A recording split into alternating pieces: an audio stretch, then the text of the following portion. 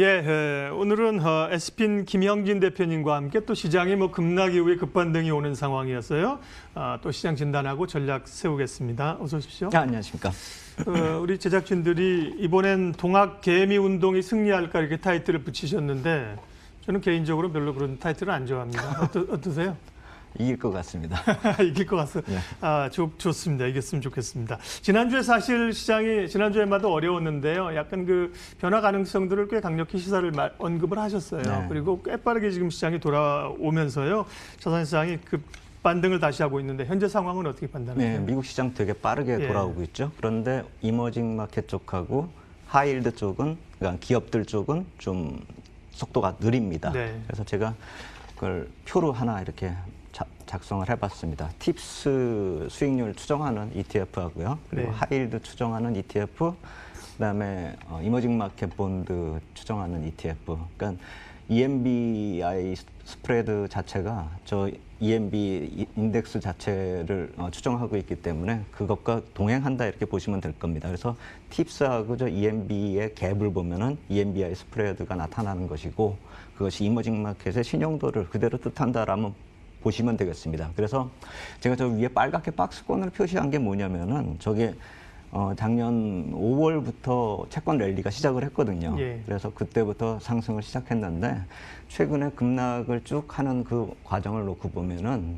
그 랠리 시작했었던 부근까지 미국 국채는 떨어졌다가 거의 원위치까지 왔습니다. 파란색인가요? 예, 파란색입니다. 예. 그래서 시세 회복이 굉장히 빠르다는 네. 것이죠. 그리고 나머지 두 개, 하이힐드나 EMB, 이머징 마켓 본드는 네.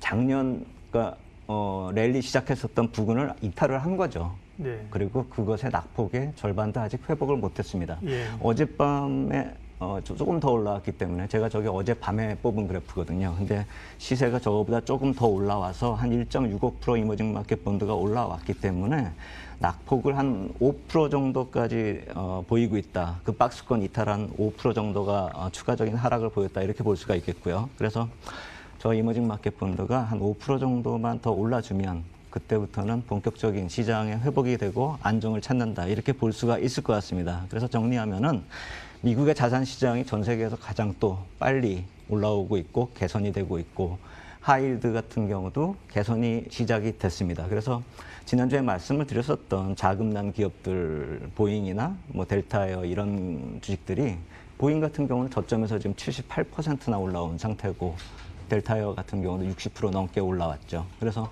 이 정도 개선이 보였을 때 주가가 저 정도 반등을 보였다라는 점을 감안하면 아까 말씀드린 그 박스권으로 우리가 이 채권 시세들이 들어온다라고 한다면은 시세 회복은 좀 더 빨라질 것 같다 이렇게 말씀을 드리겠고 아까 그 표가 우리가 보통 신용도의 리스크를 따지는 그 지표가 뭐 테드 스프레드, 뭐 EMBI 네. 스프레드 그런 거 있지 않습니까? 그거하고 거의 유사한 표다 이렇게 보시면 되겠고 그것이 우리가 지금 느낄 수 있는 달러 강세가 유지되는 이유고 이에 이머징 마켓 쪽에서 자산이 이탈되는 이유 중에 하나다 이렇게 보시면 되겠습니다. 예, 패닉으로 몰아떴던 위험이 상당 부분 제자리로 돌아오고 있다는 것을 확인을 했습니다. 그러면 이제 지금 정말 정신없이 풀어놓은 정책 효과가 얼마나 실제로 먹힐 거냐 하고요. 실문 지표들은 이제 안 좋은 게 확인이 되지 않겠습니까? 정책에 대한 기대감과 실무라고의 그 괴리감이 충돌을 할 텐데요. 벌써 이제 뭐 4월 또 시장을 얘기해야 될 상황입니다. 앞으로 향방은요? 그렇죠. 그래서 네. 이제 이틀밖에 안 남았지 않습니까? 네. 오늘 빼면요. 3월 시장이요. 예. 그래서 3월은 거의 다 마감됐다라고 보고 3월에 입찰 일정, 그 말씀드렸던 FRB가 개입할 수 있는 미국의 채권 입찰 공급 일정을 보면 이제 다 마무리됐습니다. 3월 달은요. 그래서 4월을 기다려야 되는데 저는 이번 주에 나타났었던 그 반등이 상당히 FRB 쪽에서 신경을 많이 썼다라고 생각이 됩니다. 그리고 뉴욕 연방은행 쪽에서 직접적으로 개입을 했고 FRB가 개입하겠다라고 했는데 직접 개입한 건 뉴욕 연방은행이었는데 이 주초부터 시작해서 이 채권 시장에 대해서 굉장히 투명하게 그리고 빠르고 자신감 있는 대응을 보였다라는 점을 우리가 놓치면 안 될 것 같습니다. 그러니까 뉴욕 연방은행 홈페이지나 트위터나 블로그 쪽에서 그 개입하는 채권의 종류나 금액이나 일정을 일자별로 또 시간대별로 타임테이블을 작성해서 공개를 했다라는 것이죠. 그래서 시장은 뒤죽박죽되고 거의 난리 북새통이었었던 주초였는데 실제로는 굉장히 빠르게 강하게 개입을 하고 있었다라는 점을 우리가 놓치면 안 될 것 같습니다.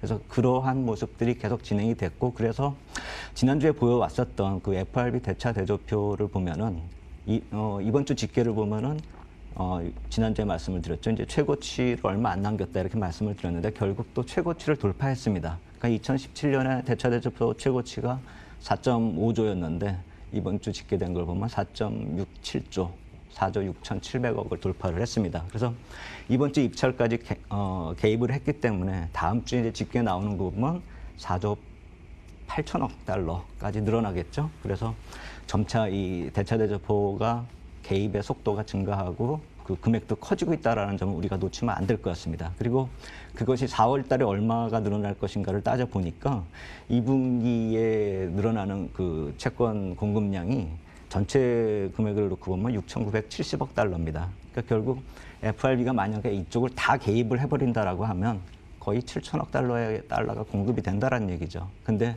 그렇게까지 다 하지 않더라도 일부만 들어가더라도 이번 주에 개입했었던 그 1,300억 달러보다 훨씬 큰 금액이 들어올 것이다라고 생각하면 달러 유동성 공급이 4월 달에 더 강해질 것이다. 이렇게 우리가 추측을 할 수가 있겠죠. 시장은 더 좋아진다는 얘기입니다. 통화 정책 측면에서 주로 분석을 하셨는데 정책 효과를 꽤 긍정적으로 해석을 하시네요. 예. 우리 시장은 급반등이 오면서 단기적으로 보면 이 코스닥 중심, 또 바이오 중심으로 지금 다시 물론 뭐 진단 키트 시약 이런 이유를 가지고 갑니다만 글로벌 시장으로 보면 반등 양상에 좀 주도하는 섹터라든지 힌트를 좀 찾아주세요. 네, 그래서 이번에 반등하는 동안에 어떤 업종이 또 올랐나 이걸 우리가 좀 살펴보면서 다음 반등까지도 한번 준비를 해야 될 것 같다라는 생각이 듭니다. 그래서 트럼프 정권 출발 이후부터 업종별로 어떤 업종이 많이 올랐는지는 우리가 잘 아는데요. 그 표를 한번 만들어 봤습니다. 그러니까 S&P 지수하고 나머지 많이 올랐었던 그 지수를 비트했던 업종 꼽은다면 우주항공산업하고 IT하고 헬스케어인데요. 지금 표에서 보시면 까만색 선으로 맨 아래쪽에 있는 것이 S&P고 맨 위쪽에 파란색이 IT 그리고 붉은색이 우주항공, 그다음에 노란색이 헬스케어입니다. 근데 S&P보다 상당히 위쪽에서 놀았던 영역들이었는데 그렇죠? 그렇죠. 네. IT 예. 그래서 IT하고 헬스케어는 우리나라도 비슷합니다. 우리나라도 뭐 디커플링이라고 해가지고 저수익률보다 못한 게 아닙니다. 근데 단지 우리는 우주항공 산업이 없죠. 근데 이번에 우주항공 산업이 저 그래프의 빨간색 선을 보시면 아시겠지만 완전히 초토화됐습니다. 보잉 때문에 그렇죠. 그런데 지금 올라오는 속도도 굉장히 빠르다라는 점을 놓치면 안 될 것 같습니다. 그래서 우주항공 산업이 왜 저렇게 빨리 올라오는가 놓고 보면 이번에 정책적으로 밀어주는 쪽이 또 저 군수산업 쪽입니다. 우주항공 산업이 군수산업이거든요. 그래서 다우지수 쪽에 속한 유나이티드 테크놀로지하고 보잉 같은 경우가 상당히 강세를 많이 보여서 이번 주에 다우가 나스닥보다 상대적으로 많이 올랐었던 이유 중에 하나죠. 그래서 저런 것을 놓고 보면은 우리가 우주항공 산업은 미국의 특수한 케이스이기 때문에 좀 빼버린다 하더라도 IT 쪽이 조정을 받아도 저렇게 좀 적게 조정을 보이고 있고 헬스케어 마찬가지로 저렇게 보이고 있다라는 점을 본다면은 저쪽에 좀 중심을 맞추고 우리가 봐야 되지 않을까라는 생각이 드는 것이고요. 특히나 IT 업종 같은 경우는 지금 데이터 서비스하고 데이터 센터하고 서비스 위주의 산업으로 좀 변화되고 있다는 점을 굉장히 좀 평가를 해주고 있는데 이번 급락 기간 동안에도 애플 쪽에 대한 얘기는 계속 거론이 되고 있습니다. 애플 쪽에서 서비스 산업 쪽은 영향을 안 받을 것이라는 것이죠. 그래서 그동안에